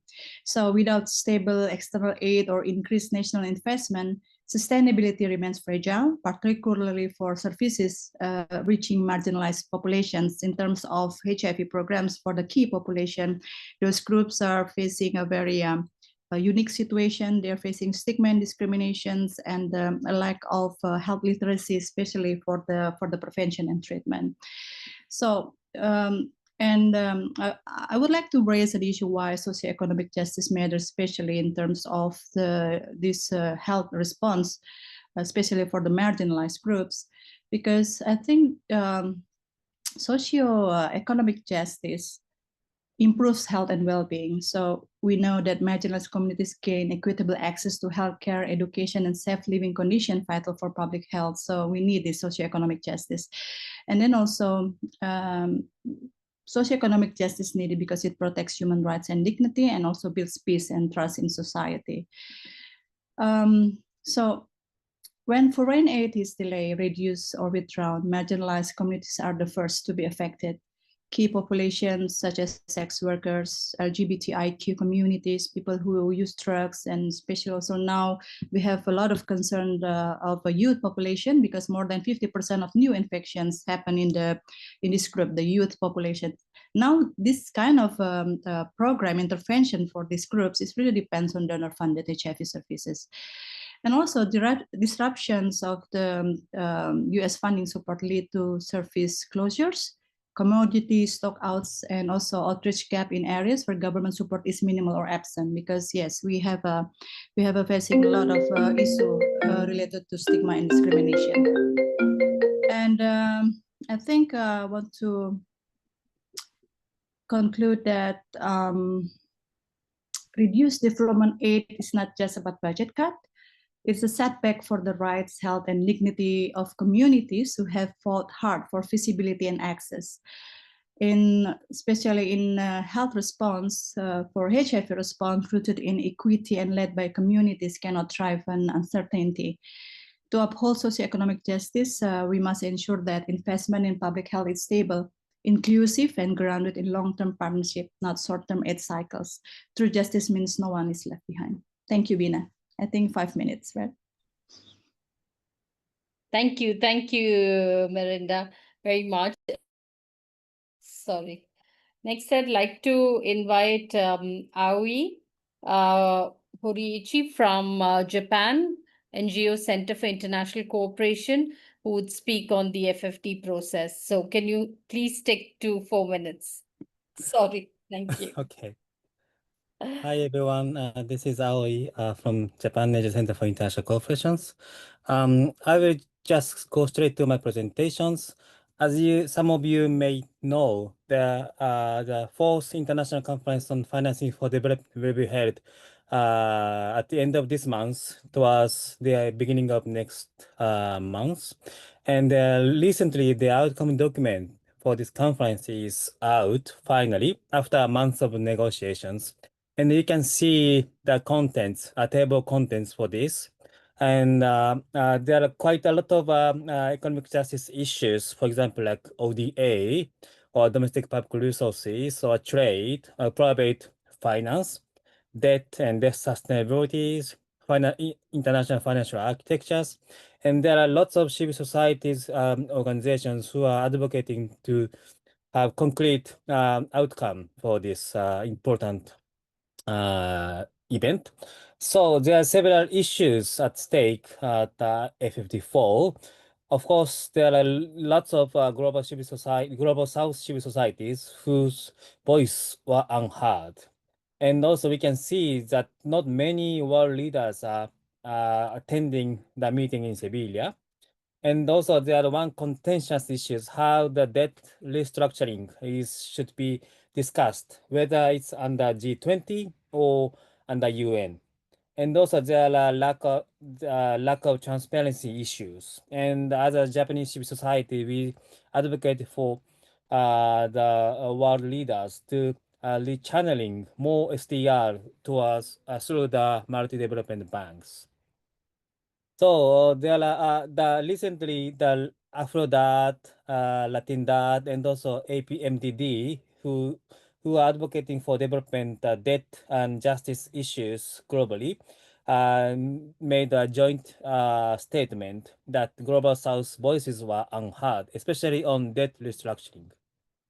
And here's a UK network bond. They have just released statement that UK Prime Minister Starmer should attend the FFT meeting in Spain, although he is expected to skip. And there's also an issue about whether the debt restructuring should be handled under G20 or UN. And more and more global South civil societies are requesting to have another UN convention on debt, but apparently the developing countries want to reject the idea, and they're actually rejecting this idea. And this is responsible by global civil societies, which is called Civil Society Financing for Development Mechanism. You can see later on. I will share the slide. And 2 days ago in New York, the fourth preparatory committee for the financing for development, F54, that happened, and there are some updates. One is that USA withdraw from the preparatory process and will not participate in Sevilla. And also the US rejects tripling MDB financing, rejects reference to the 2030 agenda, no SDGs, and also the use of the term gender. And also the USA does not support UN tax conventions and also reject language on WTO and financial regulations. And surprisingly or not, the agreed language on climate was removed, which you can see in my bottom of the presentations, which also mentions about UNFCCC, Paris Agreement, NCD, NCQG, Green Climate Fund, and so on. So there are quite serious concerns from the environmental group whether the financing for development F54 outcome document can be ambitious enough to achieve the climate goals. So then also another contentious issue about, the debt restructuring. And this is what the government of Japan said at the fourth preparatory committees. And they clearly rejected the idea to having another UN convention on debt. So this is where we, as a civil society is based in Japan, we should move on. We should advocate for our government. And this is, I think, we can form a global solidarities. This is, you can see on the social media recently that we should stop sabotaging the outcome of FD, or we need strong UN tax convention also. Thanks for this. I think it's 5 minutes. Thank you. Thank you so much for sticking to time. I'd now go to Adrian D. Cruz, who's from the Vadana Todo Abhiyan, India, to present a case study on inequality. Adrian? Yes. Hello, can you see my screen? Yes, yes. Okay, I'll just, yeah, so I'll just take less than 4 minutes. So here I'm just sharing a case study from our field report, from our field work under the USPF project, the Social Protection Flows project. This is a case study of a person called Ambalal Banjara. This is a person who belongs to the Banjara community. It is a nomadic tribe in India. It is a fairly large community found in most states in the western part of India. And it also is a very marginalized community. 69% and 86% of women in this community are uneducated. 51% of children from this community remain out of school. Most families survive under 7,000 rupees a month, which is almost equivalent to $70 or $75. These kind of communities are suffer from layers of vulnerability, which for this person, him and his wife both suffer from disabilities, locomotive disabilities, and visual impairments. One of their daughters also suffers from a mental health issue. They live in a fragile mud house, as you can see from the first slide.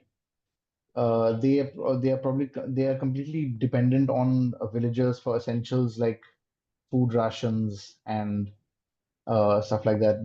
They are from the Banjara community, which is obviously a marginalized community. So here I would like to highlight that how communities like these are excluded from welfare schemes. Now, welfare schemes in Rajasthan, in the state of Rajasthan, and from the central government of India are present. There's a disability certificate. There are BPL, below poverty line cards, and ration programs that this household is especially eligible for.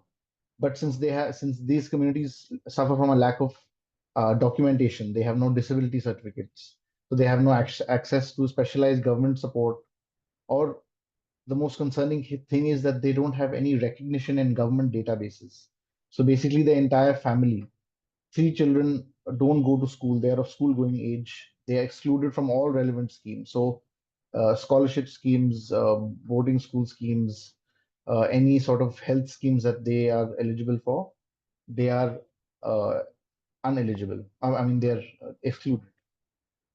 So during our mobilization actions, which were taken earlier this year, we discovered that this person lacked any formal documentation, and we do our mobilization actions with the help of community volunteers themselves. And what I mean by community volunteers is volunteers from the nomadic tribe community itself. So they were taken to a camp, a panchayat camp. Panchayat is a small mode of government in India, village government. A disability certificate was issued after great difficulty. Application for disability pension was submitted, and from the month of May, their disability pension has begun. Something which should have been his right since he was 18 years old, he had got now at 52, him and his wife. So this basically, I'd also like to bring this into context for something that our central government has been doing for the past almost 10-15 years. We have a program called the National Social Assistance Program. It is the largest social security pensioners program in India. It funds widow pensions, disability pensions, and old age pensions in India from the central government. Now, the budgetary allocation for that scheme, for that program, has remained stagnant since 2012.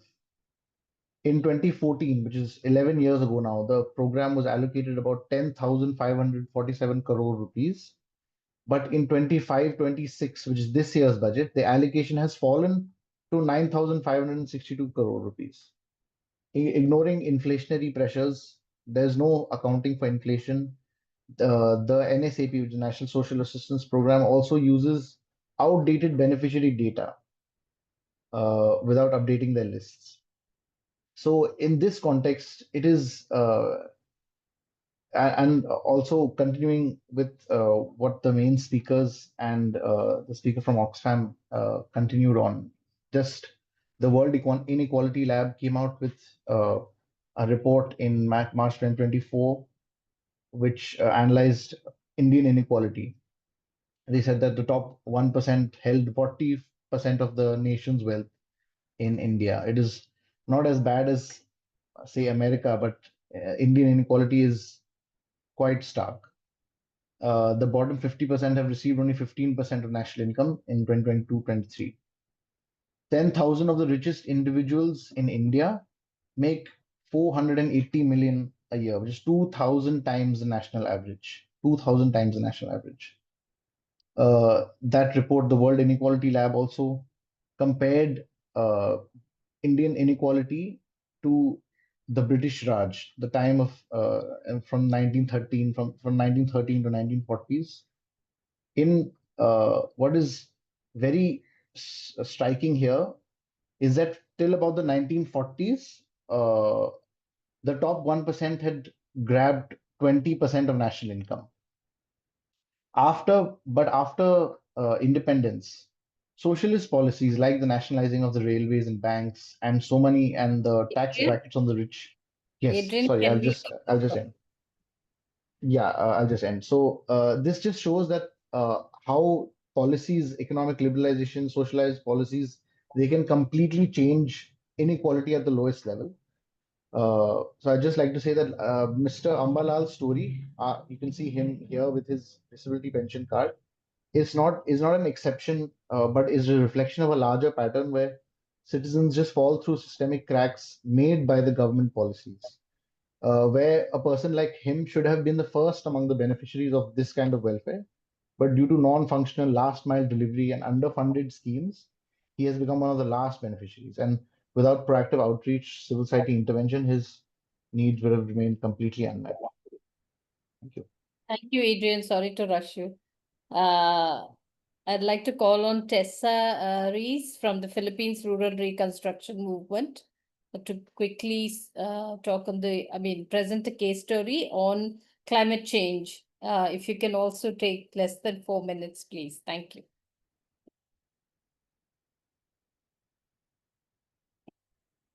Hi everyone. Good afternoon and actually good evening from the Philippines already. So I'm Tessa Reyes from the Philippine Reconstruction Movement, and I'm going to present a case study on the impacts of climate change here in the Philippines. I will no longer discuss the global scenario since it's already been discussed previously, but I'd like to focus on the global north's responsibility for the 92% of excess global carbon emissions, which affects the Philippines directly, and how. So I'll put focus on what's happening in the Philippines. So alarmingly, the Philippines is consistently ranked as one of the vulnerable countries to the climate crisis. And that means exposing how socioeconomic inequalities, degraded ecosystems, and failure to recognize historical responsibility continue to leave our communities affected, defenseless against intensifying climate hazards. We also would like to note that from last year alone in 2024, we suffered from 6 storms in a month, which directly impacted on livelihood, affecting around 10 million people, loss of around $179 million in terms of infrastructure, about 255,000 homes destroyed, 30,000 hectares of farmlands affected by the onslaught of these typhoons, which was really intense and has wreaked havoc in the Philippines. So over the 6 months, this has been a record-breaking because we have never experienced such, and we feel that, of course, this is really a drastic impact of the climate crisis. As for the global temperatures, the effect on the Philippines is that we were forced to spend face-to-face classes. We have increased cases of heat-induced illnesses, frequent power outages that have reduced crop yields, and has affected labor productivity, which resulted in a decline in labor productivity. And having had ranked 3rd in Asia for the unusual heat linked to climate change, there are also reported that there are human-caused climate change, mainly from burning coal, oil, and methane gas, increased heat-related health risks for billions, and made extreme heat events more likely around the globe. So it's not just natural causes, it's also man-made causes that's actually impacting the Philippines. We believe that because of the business as usual under the current conditions, it shows that profits are more prioritized over people and the planet, and that governs our system, maybe in the Philippines, around the world. Even with the plethora of international treaties on environment and sustainable development, the Philippines still lag behind in targets, and the policies here favor the interests of the few and have even slowed it down further. This is the result, we believe, of a system that enables only extraction and exploitation over real solutions. The expansion, for example, of fossil fuel infrastructure, despite the Renewable Energy Act of 2008, and the implementation of coal moratorium in 2020. The justification of our government is that it will produce additional 2,000 plus megawatts of coal capacity. So they had moratorium exemptions. But 5 years before 2030, we believe that our country has also will also increase in fossil fuel use in the energy transition. Having said that, the Philippine Energy Plan promotes natural gas as a transition fuel, touted as a cleaner alternative to coal, which of course is not. And in January this year, our president signed the Philippine Natural Gas Industry Development Act, which seals the government's aggressive promotion of carbon-intensive technologies. And that means, for us, another decade of fossil fuel dependency.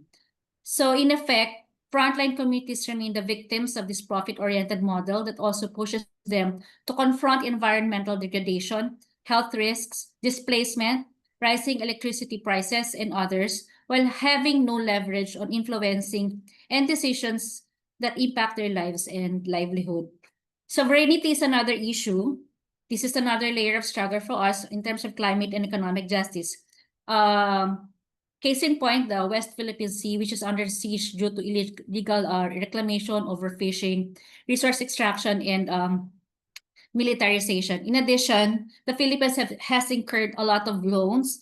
So I'll just share the slides with you on this. But technically, these loans will increase the country's outstanding debt, which is now at $295.7 billion as of April to date. So these debts in guise of climate action are paid by the people through regressive taxation, while incentives and benefits remain concentrated among the elites and the corporate actors. So a Filipino family will only live on a $245 monthly salary, while our rich top 50 wealthiest have an incurred value of $80 billion. And we live on a $10 per day for the working class. So what we'd like to say is that we want system change, not just climate action. We want to address the climate crisis in the Philippines and demand for more resilience, and we want climate financing that's needs-based, grants-based, and accessible to frontline communities, energy systems that must transition towards renewable, democratic, and equitable, and reparation and climate debt from historical emitters must be recognized, and look struggles from fisher folk defending the WPS to the farmers resisting land grabbers should be uplifted as key agents of a just transition. And finally, as climate resilience becomes the new buzzword for financing, it is often pursued in ways that reinforce extractivism, deepening public debt, and widening the gap between the rich and the poor. An actual climate action must not be divorced from the demand for systemic change. It requires redistributing wealth and power, reclaiming public resources from corporate control, and holding state and private actors accountable for environmental and economic harms. There can be no climate justice without economic justice. Both remain impossible under a business as usual model that treats people and the planet as collateral. Thank you. Thank you so much, Tessa. And thanks to all the speakers. I'm sorry if I've rushed many of you, but it's just that we're losing people and we have one more very important session. I hand over the time to back to Pradeep. Okay, thanks, Vinan. Thanks, colleagues, for all these nice presentations. Tessa, Adrian, if you can share your presentation in the chat, some colleagues need it. I request colleagues to stay for 15 minutes more, please. We had a very rich discussion. I invite Mr. Jagat Patnaik, Action-Aid Asia Regional Director, to take over the second session. We'll try to be brief, but please bear with us for 15 more minutes. Thank you. Thanks, Pradeep. We would have some additional time, but thanks for this opportunity. It's truly a very enriching and insightful session. Many thanks to Bina for moderating this challenging session, because the speakers and then there were lots to learn as well from this discourse.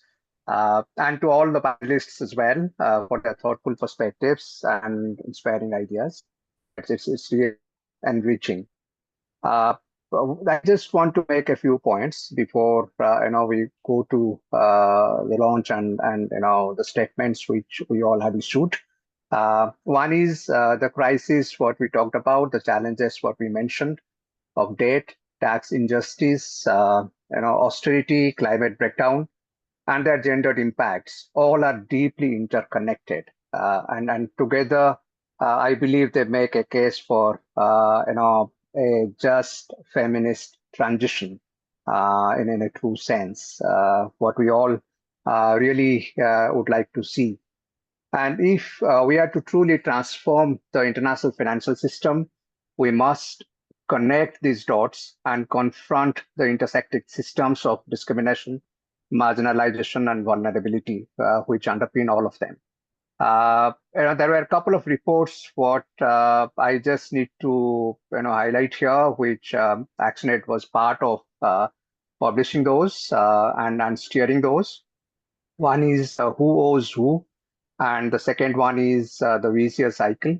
When we entered 2025, more than 50 countries have been in debt crisis and forced to slash social spending to repay wealthy creditors. I think this reflects a sense of deep injustice and structural power imbalances. And if we talk about the climate, which very rightly mentioned by many, so as part of it, what we mentioned that 93% of the countries most vulnerable to climate change are also in or near debt crisis or debt stress. So that's very clear. What some of you as well pointed the interlinkage between all this. So in this context, I believe mobilization of people is so critical. And here to raise awareness about the interconnected challenges of inequality, the debt crisis and climate change, and their intergenerational impact on people and planet.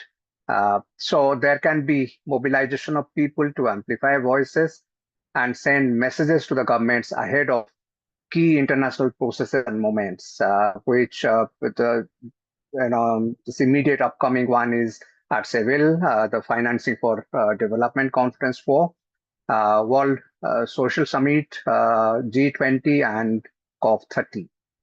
So it is also vital to put pressure on government of rich countries, for example, the US, the UK, EU, France, and to call for a transformation of the global financial architecture led by the IMF and World Bank to support real reform and address debt and climate crisis.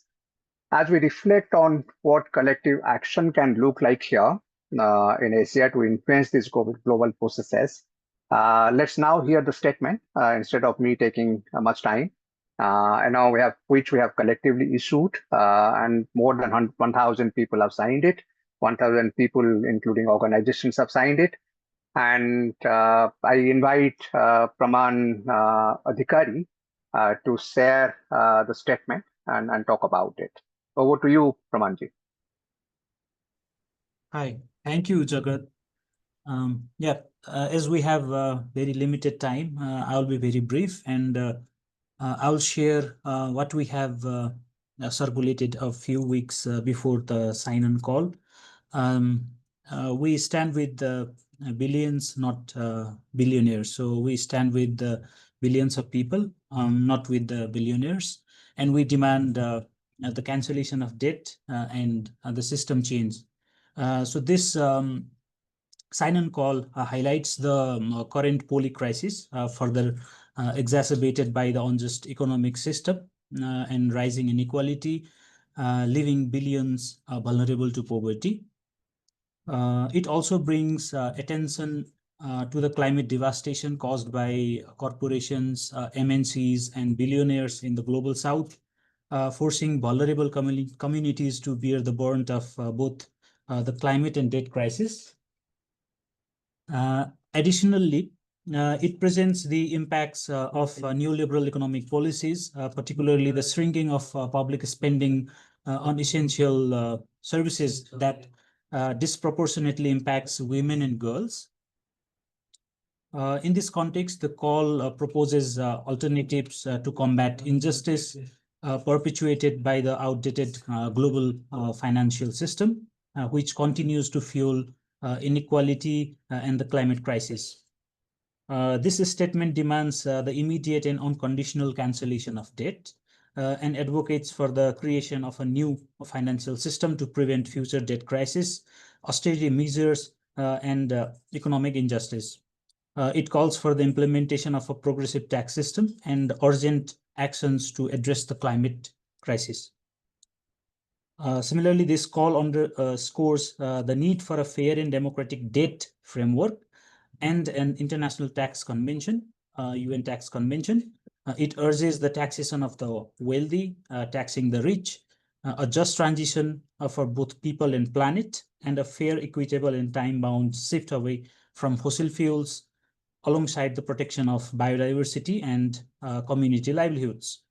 Furthermore, it demands the guarantee of quality public services, including healthcare, education, and social protection for all. since this is the year of Jubilee, in the year of Jubilee, this statement calls for debt cancellation to prevent inequality from being passed down to future generations. So at the end of the sign-in call, we have also introduced this economic justice mobilization movement. This movement is led by the Global South, and is composed of CSOs, trade unions, academics, and activists fighting for justice, inclusion, and rights, united in their efforts to achieve economic justice. As also mentioned by Jagat in the beginning, this statement also highlights key international events through which the movement can organize and mobilize its members, including Financing for Development Conference, 4th UN FFD, the World Social Summit, COP30, and the G20.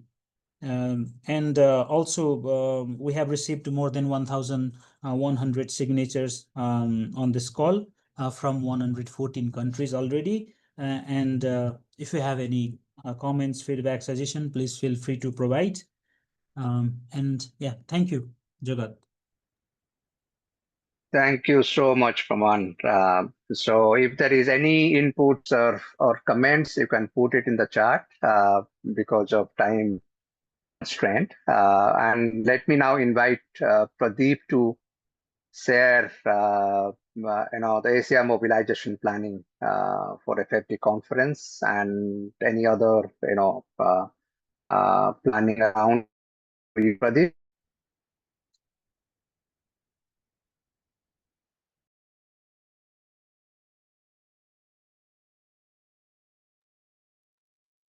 Thank you. Thank you, Jagat bhai. So, colleagues, I have already said, as Praman told, we have already received 1,100 signatures from civil society organizations and networks from 114 countries. And the sign-in statement is still open. I just shared it in the chat. Please take time to open it and endorse this. So I'll also be very quick. Broadly speaking, we are targeting these 4 movements that Roman shared. And for FFD4, we have picked up not many actions, just 4 actions. One is the signature of sign-on statement by the civil society organizations. We are also getting some eminent people signing this statement so that it can get the limelight through media. Then we'll use also media moments. Then we'll do embassy actions and physical actions as stones. We have prepared a toolkit, which link is shared. I'll also share this PowerPoint with you. So sign-on statement, this is something which Praman has already dealt with. Public actions had already started from, these are some proposals. I mean, different members have different plans also. Some of our members are aligning this plan, but they also have separate plans. So these are the actions which we proposed, which are in the toolkit. From June 15 to 30, we'll have this public action, but the FFD4 civil society group has called for global days of action from June 27 to 29, primarily aligning with the FFD4, which is Financing for Development 4 conference, which is happening at that time in Sevilla, Spain. So physical actions, banners will be taking place. You can do it in front of IMF or World Bank.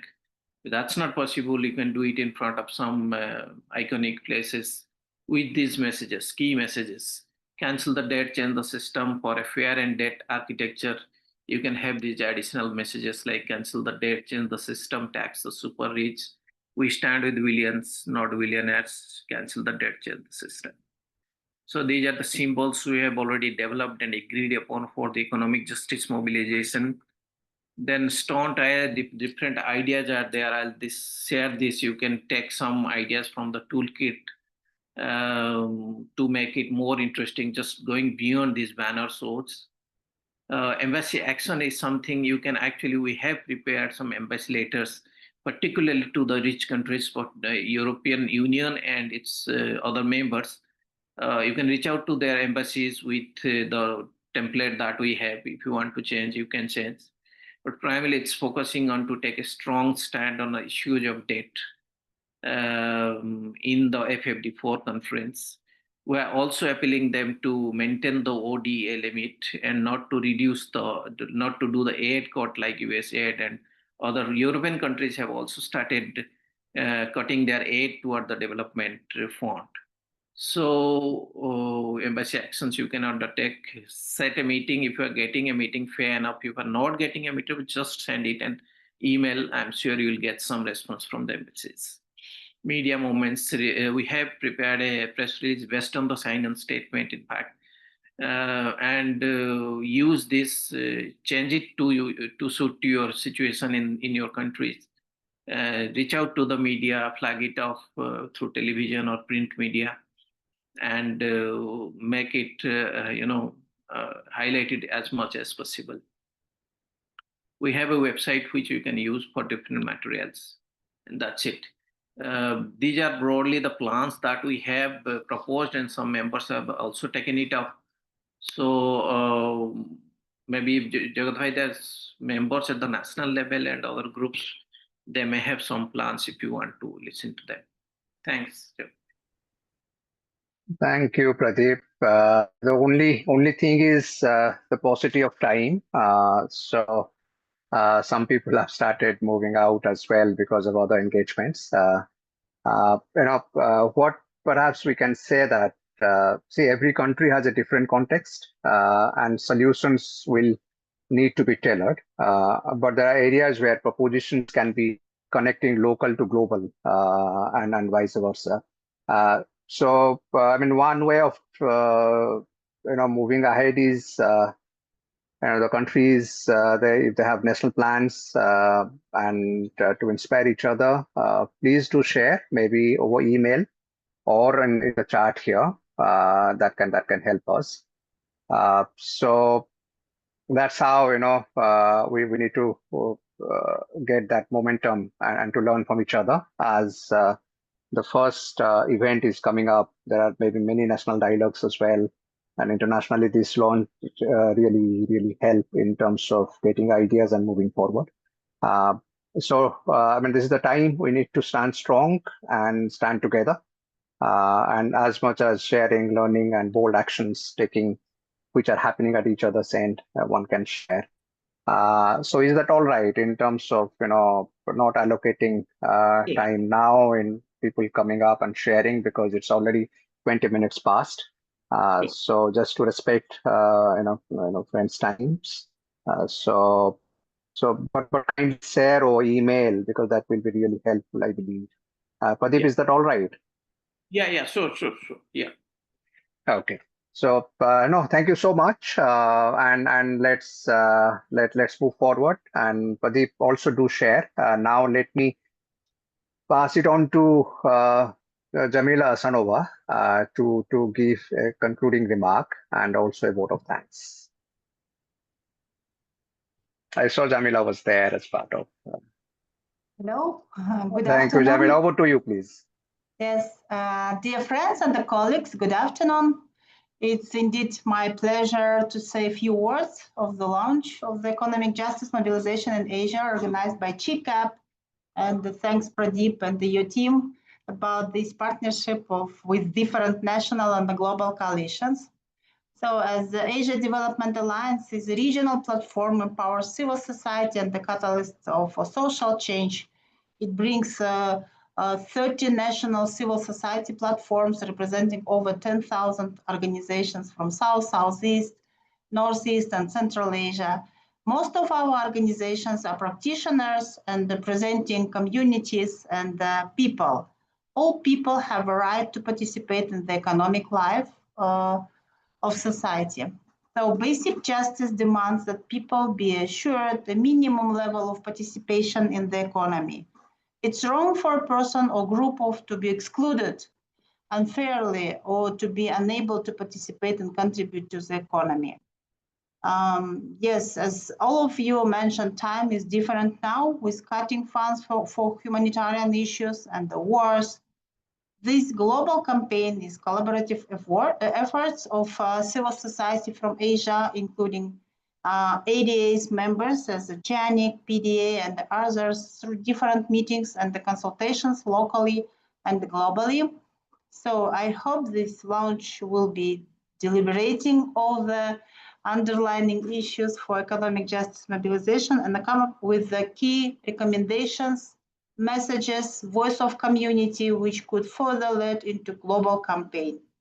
I extend my personal thanks to GCAP again and all of your dedication and support for participating in this milestone event.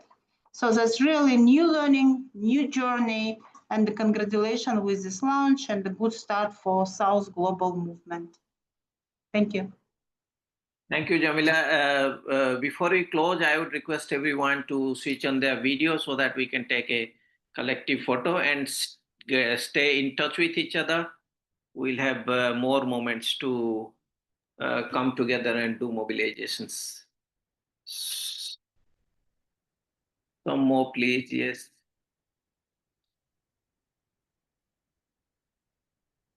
One more to go. Okay. Thank you very much, colleagues. Thanks all the speakers, participants, and moderators. Excellent job. Thank you. Bye-bye. Thank you, everyone. Thank you. Bye. Thank you all. Bye. Thank you. Bye. Bye. Thank you. Bye-bye. Thank you.